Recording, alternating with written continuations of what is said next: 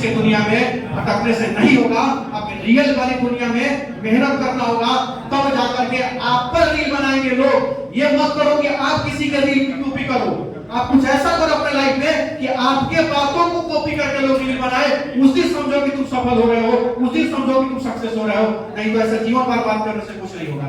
और अनिकेत को यहाँ पे बुला के सम्मानित कर दिया गया, चादर ओढ़ा दिया गया, मेंटो दे दिया गया, सर को सम्मानित किया गया। सर को सम्मानित किया गया क्यों? क्योंकि वो एसडीएम है यहाँ पे। और एक एसडीएम बनने के लिए, एक एसडीएम बनने वाला आदमी ऊपर से तो नहीं टपकता है सर।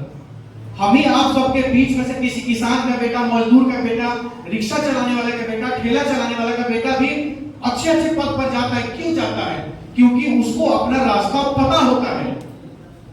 लेकिन जो बच्चे रील्स की दुनिया के चक्कर में रियल वाली दुनिया को भूल जाएंगे, वो अपने मकसद में कभी कामयाब नहीं हो सकते, कभी कामयाब नहीं हो सकते।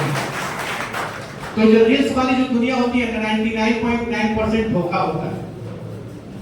हम लोग भी रील्स पे कुछ ना कुछ डालते रहते हैं, लेकिन हम लोग रील्स में क्या डालते हैं? कुछ मोटिवेट करके डालते हैं, कोई समाज की समस्याओं को डालते हैं, बहुत सारे चीजें आप लोग भटकाने के लिए लोग करते हैं, उस पर ध्यान नहीं देना है। और सबसे बड़ा चीज, समय को जो नहीं पहचाना है, time is money. Everybody knows about this matter that time is money. अब if you not care your time, if you not care your precious time, then you never get success in your life, you never get anything in your life. It is my challenge on this stage. It is my challenge. तो समय के महत्व को नहीं समझेगा। मान लेते हैं कि हम लोगों को टाइम मिला है 11 बजे और हम लोग आएंगे 1 बजे, तो यहाँ पे कुछ मिलता 2 बजे, या उद्घाटन के बाद के जो अतिथि आएंगे, चाहे जो लोग आएंगे, उद्घाटन तो नहीं मिलेगा। अब सर का अब जो आएंगे, कोई यहाँ पे हॉल में बैठेगा, सर ने जो सलाह देकर यहाँ सर गए हैं, जो बात बताए, वो उसको मिलेगा? नहीं मिलेगा, वो तो खत्म, समय गया। तो समय बहुत इंपॉर्टेंट है, समय को मत बर्बाद करिए। If you ruin your time, then time will ruin your future. समय को बर्बाद करने वालों का समय जो है उनके भविष्य को बर्बाद कर देता है। तो समय को बर्बाद नहीं करना है। छोटा सा चीज हम बता, और रही बात प्रयास करने से बेहतर कुछ न कुछ जरूर होता है। एक छोटा बच्चा, ध्यान देके सुनिएगा आप लोग, एक छोटा बच्चा अपने दादाजी का उंगली पकड़ के समुद्र के किनारे टहल रहा था। ध्यान से सुनिएगा बच्चे। तो एक लहर आती थी, 2-4 मछली जो है समुद्र के किनारे पर तड़पने लगती थी। तो बच्चा अपने दादाजी का उंगली छुड़ा कर मछली को उठाकर समुद्र में फेंक देता था। फिर दूसरी मछली को उठाता था, समुद्र में फेंक देता था। तीसरी मछली को उठाता था, समुद्र में फेंक देता था।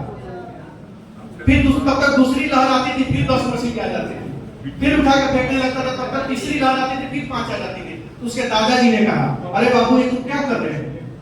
तुम्हारे 2, 4, 5 मछलियों के उठाकर फेंक देने से इनकी जान थोड़े बच जाएगी। लहर आ रहा है, जा रहा है, मरते रहते हैं।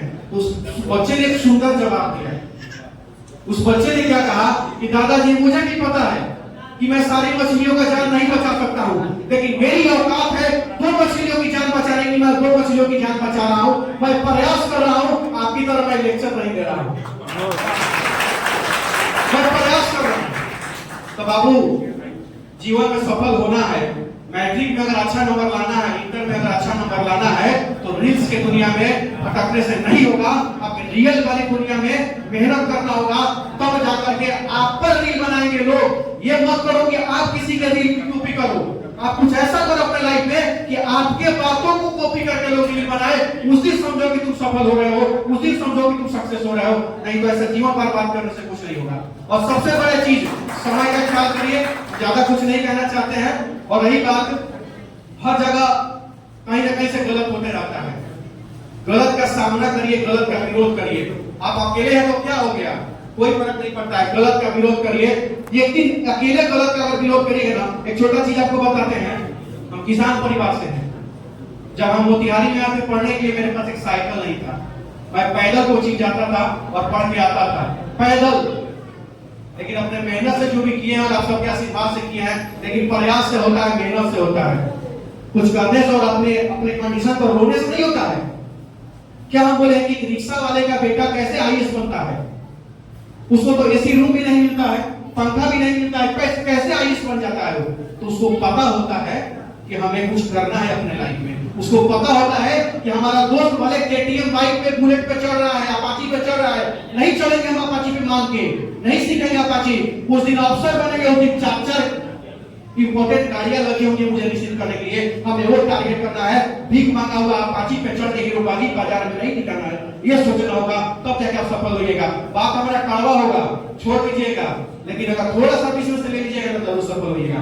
बहुत बहुत धन्यवाद।